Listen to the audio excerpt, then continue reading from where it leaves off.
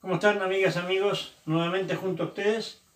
Y en esta oportunidad, para complementar lo que les decía en mi video anterior, lo que es la planificación para una clase de fútbol. ¿Se acuerdan ustedes que yo dije al final que íbamos a hablar sobre los componentes psicopedagógicos para una clase deportiva en general? En nuestro caso, una clase de fútbol en particular.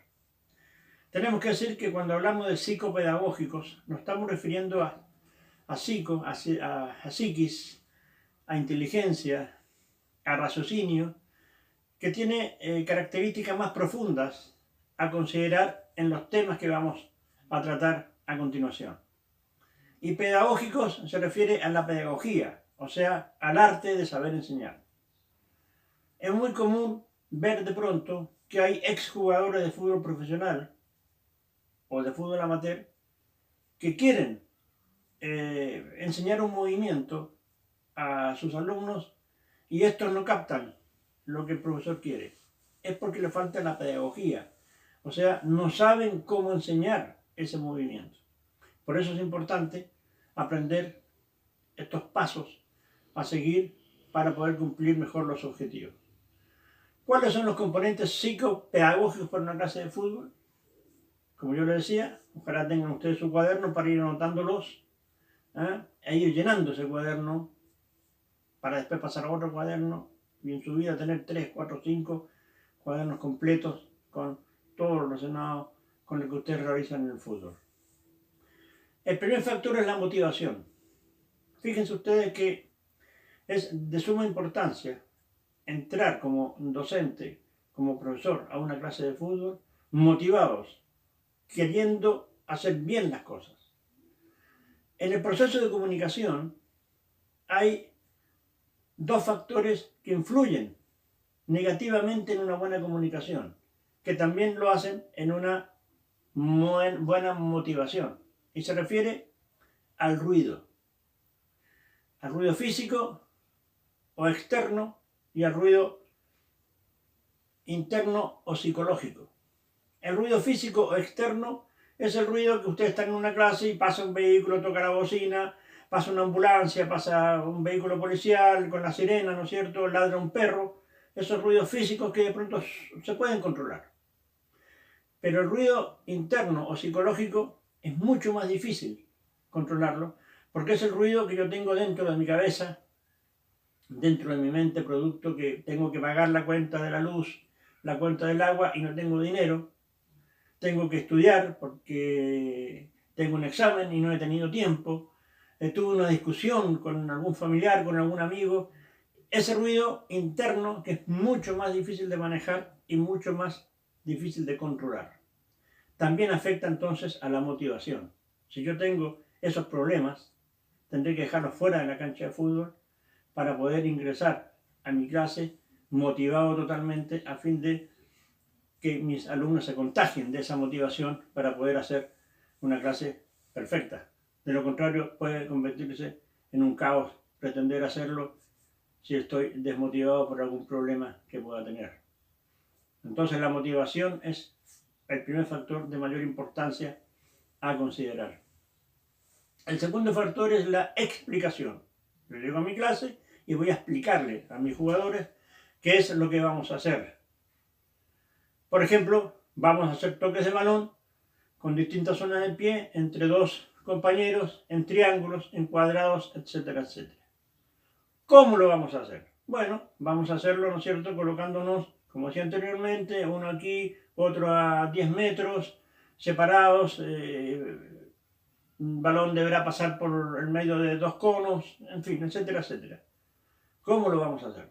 El tercero es ¿cuándo lo vamos a hacer? Bueno, cuando termine de dar las explicaciones, nos acomodaremos para comenzar la clase. ¿Dónde lo vamos a hacer? Bueno, hay un grupo que se colocará en este sector de la cancha, otro grupo se colocará en este otro sector de la cancha para realizar los ejercicios que se han dispuesto dentro de mi planificación. Y una cosa importante, ¿por qué lo vamos a hacer? El niño, ya sea hombre o mujer, va a necesitar saber por qué va a hacer esos toques de balón. Bueno, es porque el fútbol es un deporte colectivo donde el balón debe pasar de un compañero a otro en el transcurso del juego, todos interactuando de una manera común, y este ejercicio nos va a llevar a entender mejor esa situación e ir mejorándola con el tiempo.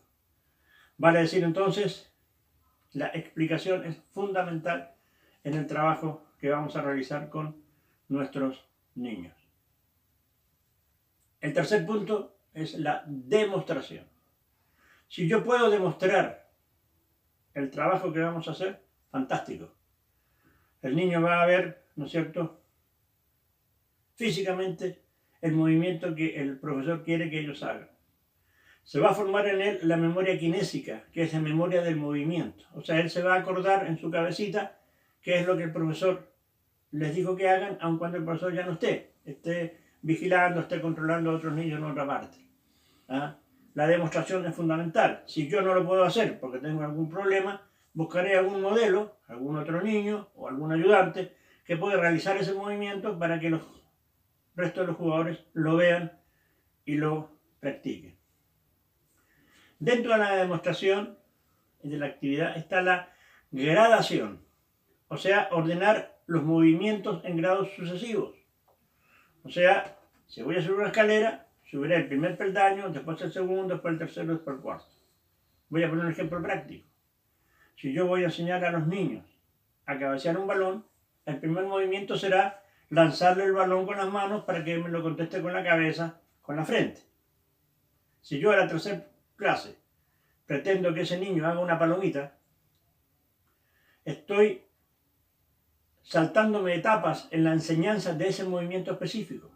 Entre el primer movimiento y la palomita van a haber una serie de movimientos intermedios que ese niño deberá ir superando hasta quedar en condiciones de hacer esa palomita. ¿Cuánto tiempo será? ¿Una semana? ¿Un mes? ¿Un año? No sabemos. Pero sí debo respetar los pasos en la gradación, en la enseñanza de los movimientos. De lo poco a lo mucho, de lo sencillo a lo complejo, de lo fácil a lo difícil. No saltarme etapas en la enseñanza de un movimiento, porque va a entorpecer el normal aprendizaje por parte de su alumno. El segundo punto de la demostración es la gradación, la variedad. Vale decir, no realizar siempre los mismos movimientos porque al final saturan la mente del niño, que clase tras clase estamos haciendo siempre lo mismo.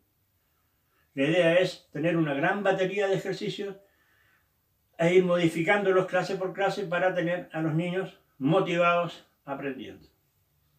El tercer punto es la repetición.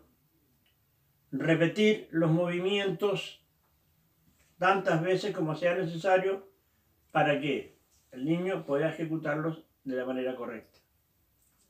Algunos serán más avanzados que otros en captar estas enseñanzas y podrán realizarlos en forma más rápida en cuanto al tiempo de ejecución. Este niño aprendió en 3-4 días a hacer este movimiento. Este otro niño o niña aprendió en una semana. Este otro en 15 días, en fin. Repetir las veces que sea necesario un movimiento o una secuencia de movimientos solo o en forma colectiva hasta que el niño los aprenda, hasta que tú, jugador infantil o adolescente, lo aprenda. El estímulo será el cuarto punto dentro de lo que es la demostración. ¿Es interesante estimular a los niños? Sí, un aplauso para él que lo hizo bien. No realizar estímulos que sobrepasen lo normal, ¿no es cierto? Sino estímulos pequeños que al niño les guste, que lo feliciten entre todos sus compañeros. El quinto tema sería la corrección. Corregir los errores que el niño comete para no él automatizarlos de mala manera. Si un niño al cabecear un balón esconde la cabeza y yo no lo corrijo, ese niño al ir creciendo, cada vez que venga el balón aéreo va a esconder la cabeza. Va a llegar a su etapa juvenil escondiendo la cabeza cada vez que quiera cabecear.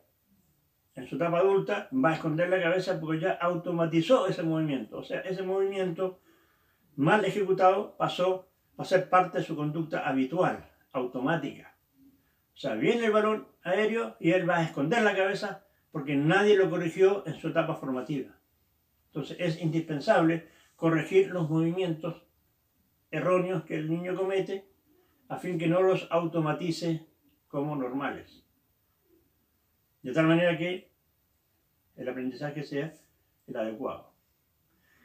Luego, el sexto punto es la continuidad. Vale decir, si yo tengo una escuelita de fútbol, o un club deportivo en sus divisiones menores, y entreno cada 15 días, claro, la continuidad es muy alejada entre un entrenamiento y el otro. Lo ideal son de 2 a 3 veces por semana, de tal manera que ese niño pueda asimilar los movimientos técnicos, la enseñanza que se le ha impartido de la manera correcta. Entonces tenemos en los componentes psicopedagógicos de una clase de fútbol, a fin de reforzarlos, primero la motivación, segundo la explicación, tercero la demostración. Y dentro de la demostración tenemos, 1, la gradación de los movimientos, la variedad, 2, la repetición, 3, el estímulo, 4, la corrección, 5 y la continuidad, 6. En otro video analizaremos los aspectos didácticos a considerar en una clase de fútbol, recomendaciones para dirigir juegos y una selección de ejercicios técnicos. De tal manera que espero que este video les sirva, es como complemento a lo que era la planificación. Los saludo, les recuerdo siempre que no dejen de estudiar en inglés. Yo me imagino que ya hay algunos que lo están haciendo. Me han escrito, ¿no es cierto, profe? He comenzado a estudiar inglés solo porque soy joven y estoy motivado a que en el futuro pueda aprender este idioma.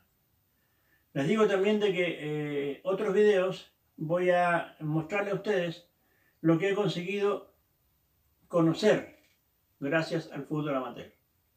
En el año 2017 tuve la gran suerte de estar en Europa y les voy a mostrar algunos videos de lo que yo logré conocer gracias al fútbol madre, al fútbol amateur, como factor de motivación para que ustedes también se preocupen de estudiar este idioma a fin de que en el futuro puedan decir, mira, me voy a ir a trabajar a otro país porque soy entrenador de fútbol y allá necesitan técnicos y tengo el idioma adecuado para hacerme entender. Así que un abrazo a todas y a todos. Nos vemos entonces en el próximo video, que tendrá otros componentes que sirven de complemento a la planificación y a los componentes psicopedagógicos para una clase de fútbol como los que vimos recientemente. Muchas gracias, Fernando Vargas Paradís.